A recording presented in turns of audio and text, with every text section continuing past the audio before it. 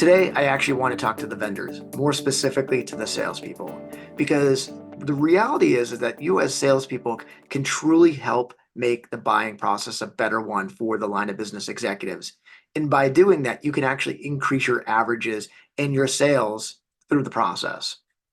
If you think about it, right now, cloud is a velocity of sale. The most and majority of the people that we speak to from a sales perspective, they are trying to move people through the sales process as fast as they humanly can. It's equivalent to grabbing people by the ankles, pulling them upside down, shaking them, seeing how much money falls out, and then move on to the next one. And I'm really going to talk about how you should slow that process down. And by doing that, you can increase your effectiveness, efficiency, and your numbers to follow that. Back in the day when it was IT, it was a different process. IT took so much time evaluating the decisions that they were making to really make sure that they were making the best decision possible. And the reason for that is the amount of investment that was happening. Software costs were ridiculously high, followed by hardware costs, real estate to actual how is that hardware, utility cost, people cost, and so on and so forth.